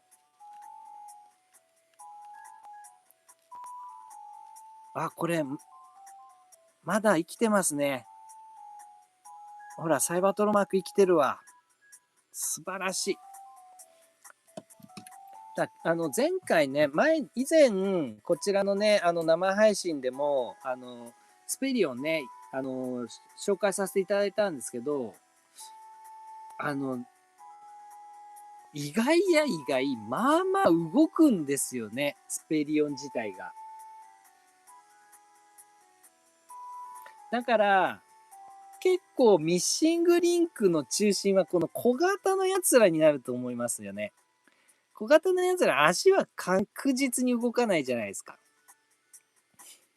あとね、膝あたりの可動とかね、盛り込めば、完璧なスペリオンができる。いやもうね、スペリオンはぜひやってほしいか。ぜひやってほしい。そんでね、スペリオンはね、まあまあ余剰パーツ出るんですよ。両手、両足ですよね。あと、胸パーツと腰パーツも余剰パーツだし、ヘッドギアも余剰パーツなんですよ。ここら辺をなんか、ミッシングリンクでなんかしてくれたら、とっても嬉しいですね。このね、この顔なんだよ。この顔がスペリオンの顔なんですよ。このかっこいい顔じゃなきゃスペリオンじゃないんですよね。だからなんかこの最近のやつアニメ版になってるじゃないですか、当時の。僕ね、全然いいと思わないんですよね。僕の中の思い出があの顔じゃないんで、一切。だからなんかよその子なんですよね。だから、で、当時のアニメっぽくしたからいいでしょみたいな感じのシリーズじゃないですか、最近のって。あれはちょっと僕の中では全く触手が動かないんですよね。だからもう本当にミッシングリンクで出してほしい、スペリオン。という形でやや言うておりますけれども、さあ、ここからお待ちかね、ウルトラマグナスの方にパワーアップをして合体をしていこうと思います。おー、いいですね。おー。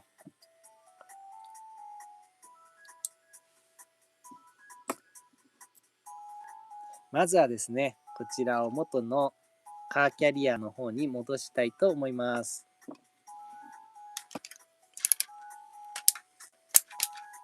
いやー、遊べるねー。遊べる。いやー、これは、ちょっと、今までのトランスフォーマーの中で一番、なんかこう、テンション上がってるかも。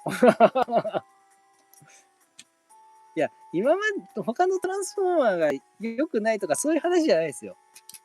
あくまでも僕が、思い出込みでね、テンションが上がっちゃってるってことです。はい、ここから合体していきたいと思います。ね。もうトランスフォーマーなんでね、もう本当に、まあ、言うてしまえば、ここからスーパー人雷であるとか、X カイザーであるとかね、マイデンコンボイであるとか、ああいうね、パワーアップする系のトランスフォーマーの始祖みたいな感じですよね。キング X カイザーですよ、要は。これをね、もう40年前にやってるってことですからね。これはちょっとたまらんもんがあります。じゃあちょっと合体させていきたいと思います。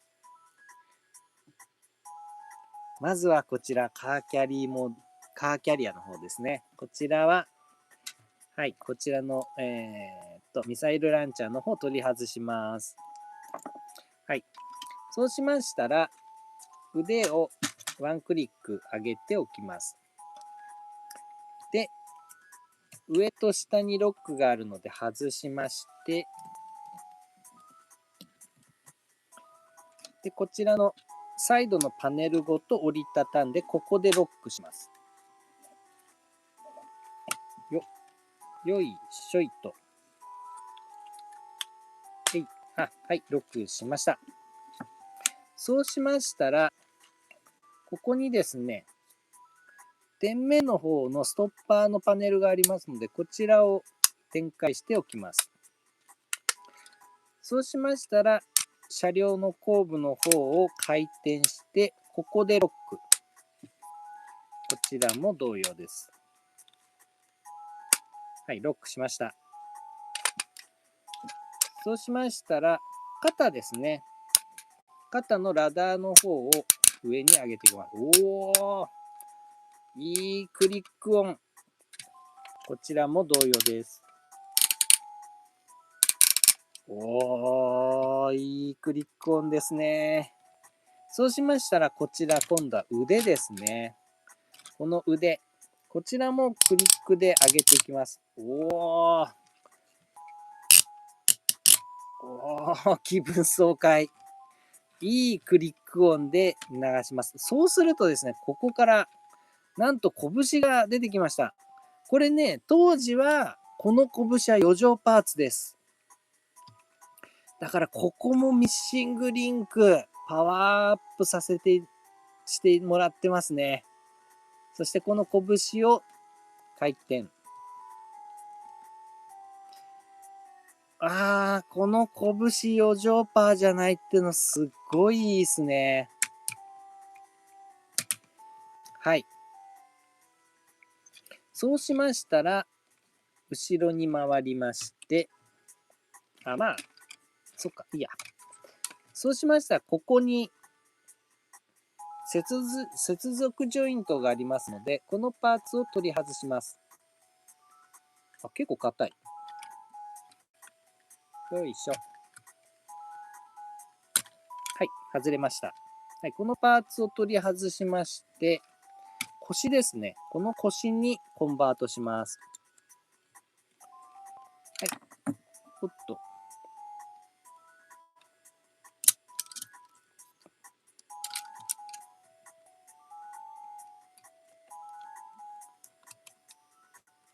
はい。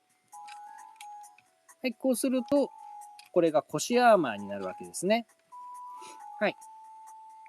で、ここから、で、こちらで一旦カーキャリーの方の合体準備はおしまいです。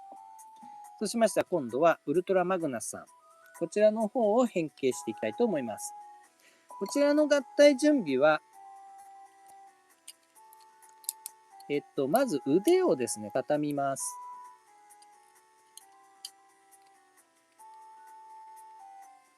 こちらを車両モードの時のような形に腕を戻していきます。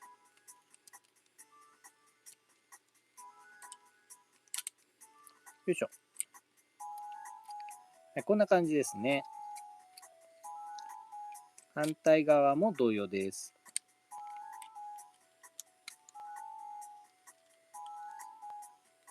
はい。戻しました。で、そうしましたら、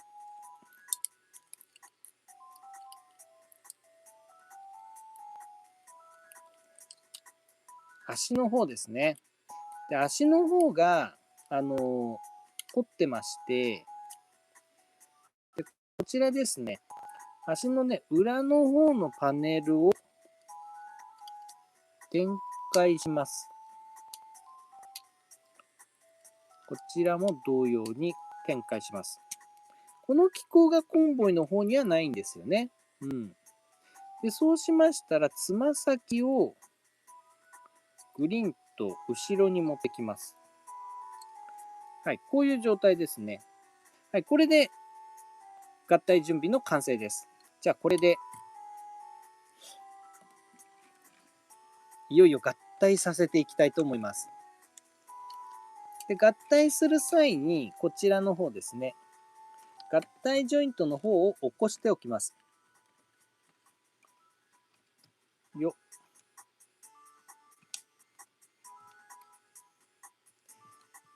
で、当時版はもう完全にただの板でして、で、ここにね、拳接続用の穴があったんですけど、で、当時はこれを穴にぶっ刺すだけで合体できてたんですが、今回はね、そういったような、余剰パーツの拳じゃないんで、穴とかも開いてないですね。なので、このジョイントで、足を、こう、固定する形での合体になります。よし、行くぞ合体フォームアップディリリリリリリリリ。ここで、こちらに合体をさせます。よいしょ。よっ。合体。できたかなできてるのかなこれで。はい。はまりました。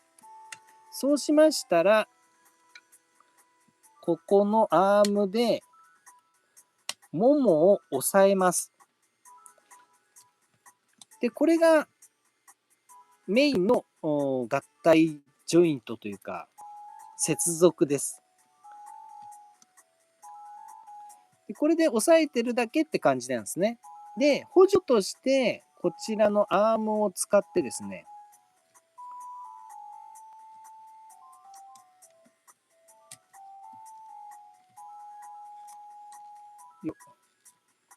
補助的に、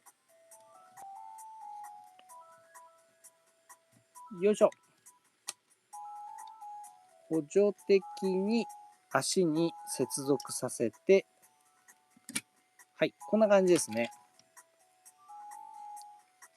こちらの足の穴に接続させます。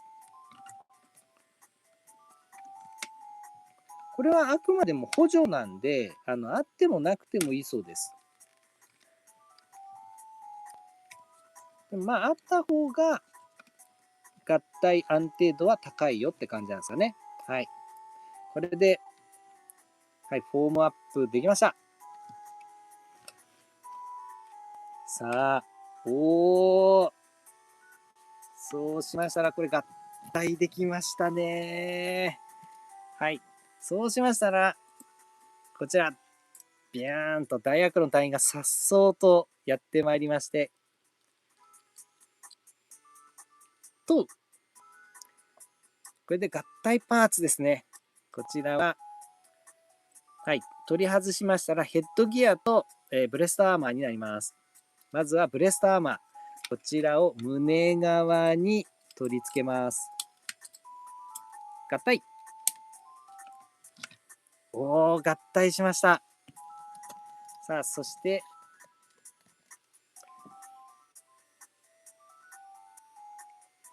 肩にミサイルキャノンの方を取り付けます。で、この取り付ける際に、はい、こんな感じでですね、両肩に取り付けると、ちょっと若干位置がずれてるんですよね。で、これ仕様です。ウルトラマグナスってもともとこうだったんですよ。右のジョイントと左のジョイントで違うんですね、接続位置が。ここで組み合わせてる格好で、なので、上下でね、ちょっとずれちゃうんですけど、で、これで昔はこのまんまだったんですよ。昔の G1 はこれが正解だったんですけど、なんとウルトラマグナスね、今回ミッシングリンク、このミサイルランチャーの接続ジョイントね、展開できるんですよ。これによって、なんと位置がビタビタに合うっていうね。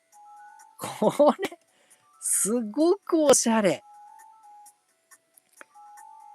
もうこれはね、すごい。ものすごいこだわり。さあ、そしてここまで来ましたら、最後。ヘッドオン。さあ、これで完成。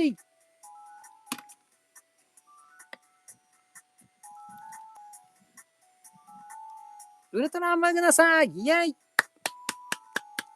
合体できました。嬉しい。これだ。これだよ。昔も遊んだウルトラマグナス。わ。これだ。かっこよ。そしてね、まさにね、これです。この姿なんですよ。うん十年前、40年前に遊んでた当時のかっこいいウルトラマグナスは、なんですが、そのウルトラマグナスが、なんと、脇が開くうっそー。そんで、拳もね、これ、ただのグーパンじゃないんですよ。開くんですよね。しかも、人差し指が独立してる系のやつです。これすご。ここまで開きますよ。で、この肩のロールがあるのはさることながら、ここ、肘にもロールがある。うわー。上半身だけでも、これはすごい。そして、これですよ、これ。ここのね、股のロックを外すと、なんと、多分これ、足のロック外した方がいいな、これ。怖い。足のサブロックはちょっと外しておきます。わ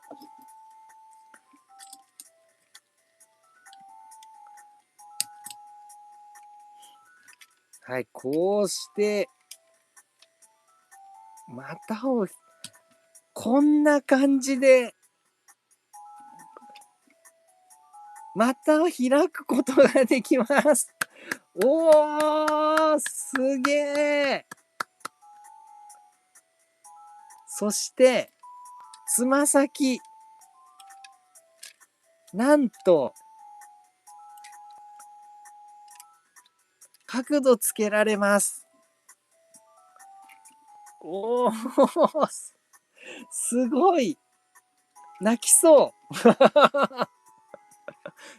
すごい。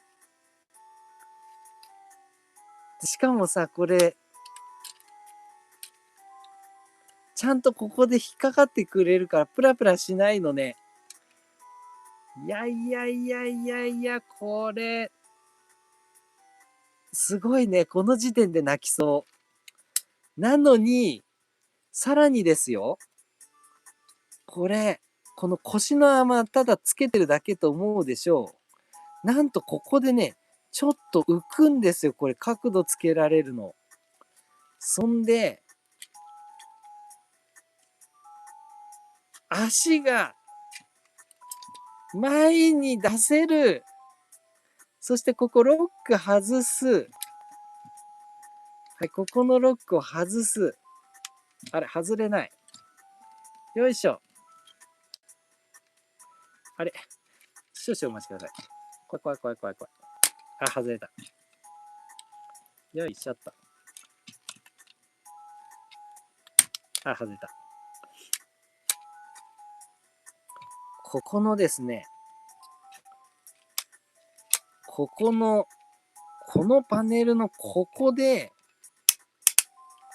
なんと、クリックが入ってる、膝関節。おお。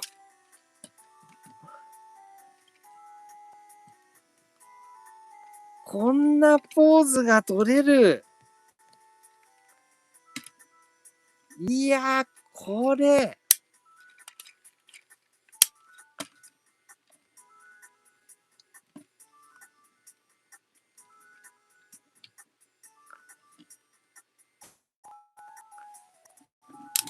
おっとっと。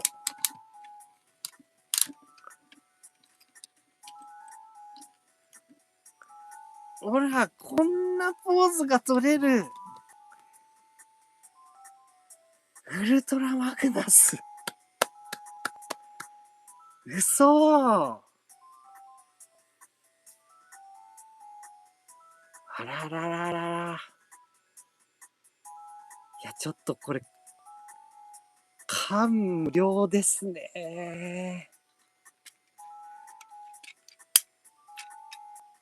このさ、ウルトラマグナスの扉絵のさ、パースガン無視したさ、板がぐにょんと曲がっている感じの可動、それをさ、当時の玩具そのままで、ポージングが再現できるってさ、ちょっとどうかしてるぜ。どうかしてるよ、これ。頭おかしい。でね、首も回るんですよ。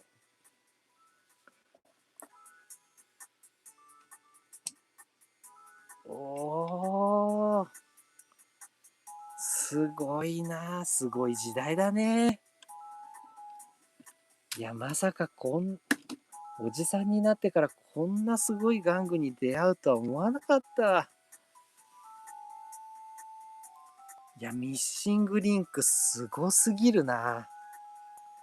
すごすぎる。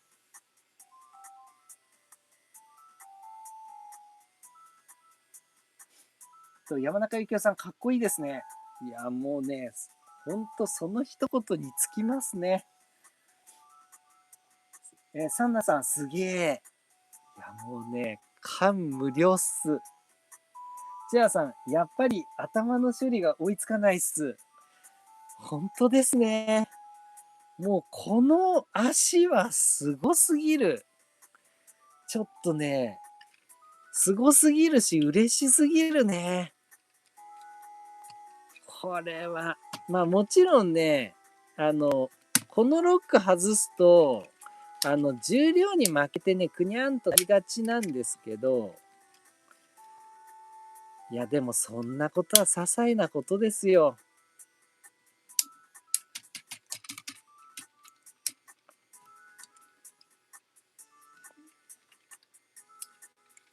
ここでロックを外しまして、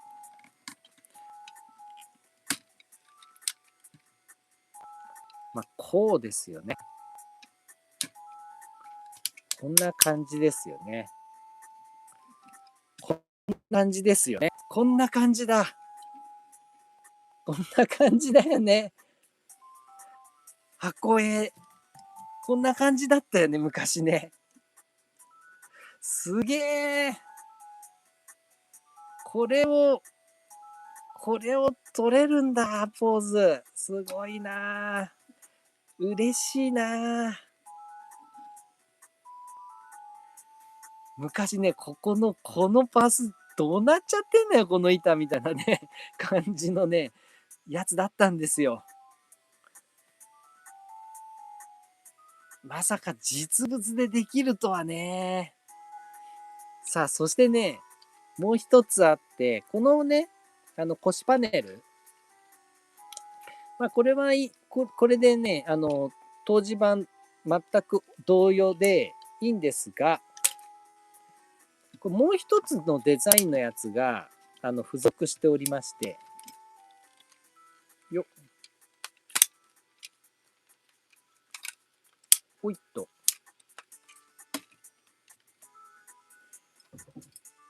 こういったね、はい、こういうパネルが、あの、用意されております。で、こっちはこっちで、ビークル状態でもちゃんとね、ジョイントとして使用できるんですが、はい、こっちの方が素直ですね。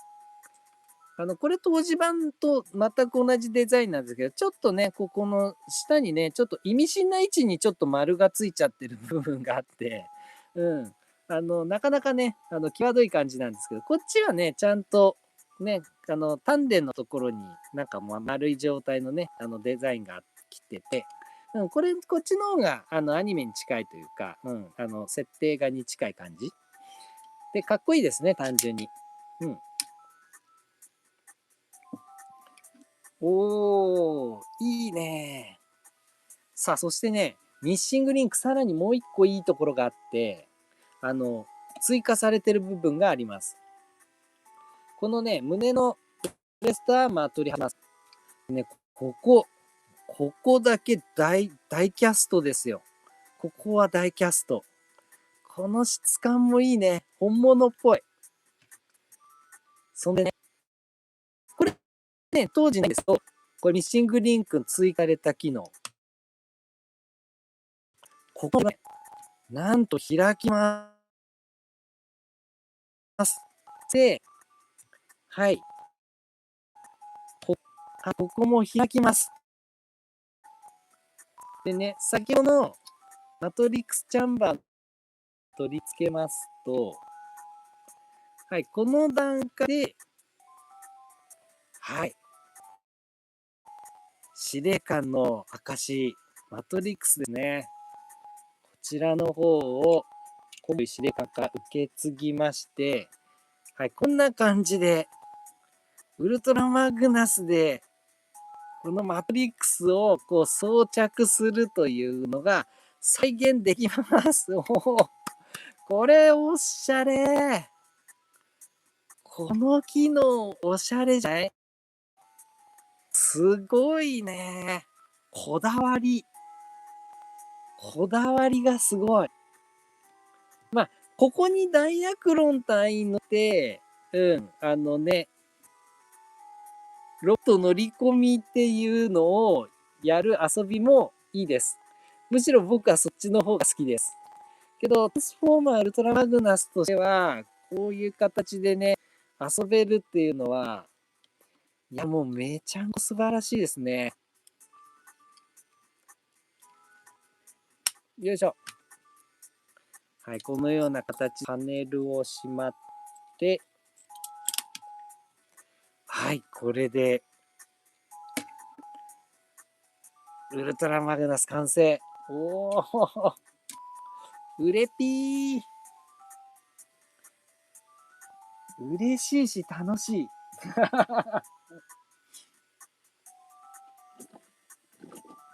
さあ、そしてですね、ちょっとまあ、これでももうほんと十分に素晴らしいです。ですが、やはりね、この、あれが、武器がね、いかんせんちょっとこのでかい図体に対して、ちょっと小ぶりかなという感じもあります。さすがにね。なので、ちょっとまあ、毎度毎度同じようなもので恐縮なんですが、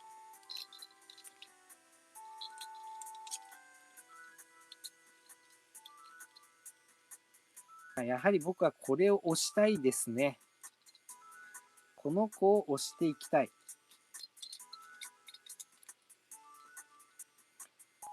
じゃじゃん。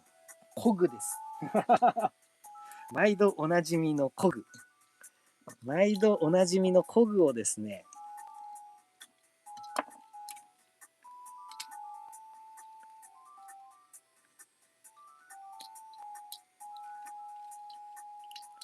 こっちの方が安定するか。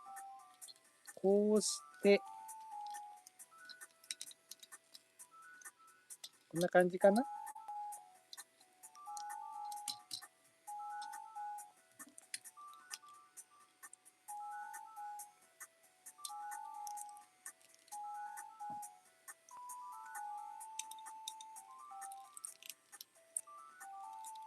はい。こんな感じで巨大な銃にしたり、こっちはシールドですね。こちらの方にハンドシールドを持たせたり。まあ、はたまたあるいは、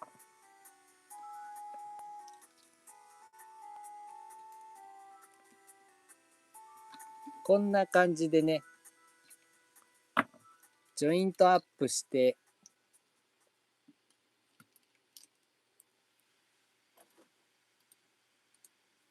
パワーアップさせてみたり。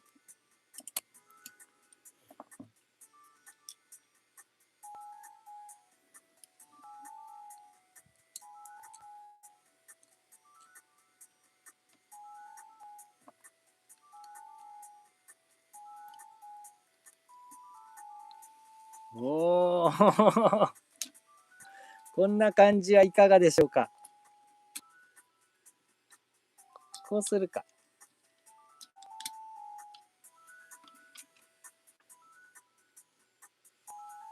おーかっちょいいんじゃない？おーフルアーマーウルトラマグナスだイエーイいやー、いいね素晴らしい。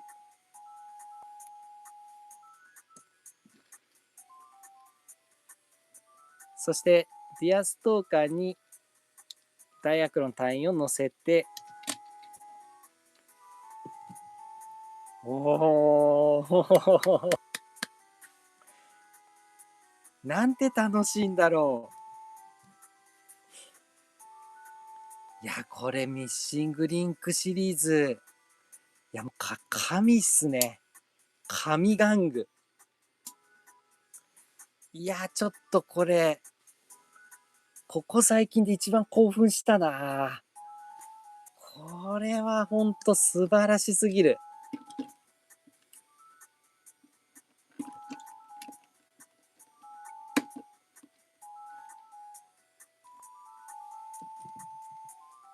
やっぱりね、このウルトラマグナスを当時ね、本当に驚きとともにね、遊んでいた方もそうでしょうし、またね、まあ、当時のやつは遊んでないけれども、やっぱりね、なんとなく知っていて、それをね、この令和の時代にブラッシュアップしたね、このミッシングリンクで遊ぶっていうのもね、どっちの世代の方にとってもめちゃくちゃ素晴らしい玩具だと思います。実際にね、遊びやすさとかもね、もう玩具として本当にレベルが高いです。さらにね、さらに、僕としてはこれを押したい。ドドドドドドドド。ダダーンやはりウルトラマグナスといえば、こちらでしょう。メトロフレックス。そしてね、ちょっと先ほど使ってしまったので、もう一度戻しましょう。前回というか以前ね、生配信の方でご紹介させていただきました。実は意外と知られていないメトロフレックスのパワーアップ形態。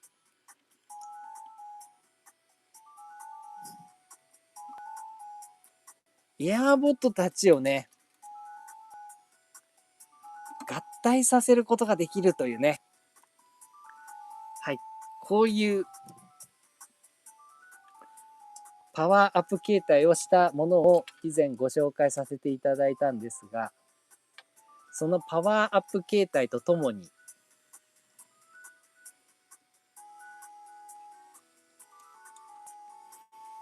おーやっぱね、ウルトラマグナスといえばメトロフレックスですよ。実際はね、ウルトラマグナスこんなんなんですよね。こんなんで、中に乗り込んで。でね、これがね、スクランブルシティなんですよ。街になったり、戦艦になったりなんですよね。いやー、これが僕の中のね、基地ロボの始祖だったりするんですよね。僕の中の基地ロボとしての、本当にど真ん中だったトランスフォーマーだったりするんですよね。もうここから、もう基地ロボ遊びっていうのがね、本当僕の中のど真ん中のロボ遊びになったんです。このメトロフレックスくんがいなければ、僕はこんなにロボ玩具にはまってなかったかもしれないと言っても過言ではないですね。だからこのメトロフレックスとスペリオンとウルトラマグナス。いや、このセットはもう本当にね、いや、当時のちびっこの夢ですよ。夢玩具。それがね、この令和の時代にですよ。こんなにブラッシュアップしてんだもん。もうこれはたまんない。だから、そうね。ミッシングリンクで、スペリオンとメトロフレックス。これを出してほしい。本当に。いや、まあもちろんこの状態でもう全然最高に素晴らしいです。僕はね。うん。だけどミッシングリンクで出てくれたらそれはそれでまたね、嬉しいよね。遊べちゃうよ。いや、だからね、もうぜひぜひ、このミッシングリンクシリーズ続いてほしいな。いやー、今日はもう本当に非常に嬉しく楽しく遊ばせていただきました。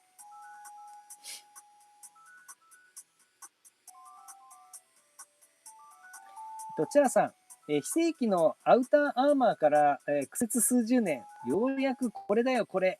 あははは確かにね、そうなんです。昔ね、そう、ウルトラマグナスってね、長らくね、こういう風にパワーアップ形態、アーマーアップするパワーアップ形態の玩具っていうのはね、ほとんど出なかったんですよ。ウルトラマグナスといえば白いコンボイっていう感じの出方だったんですよね。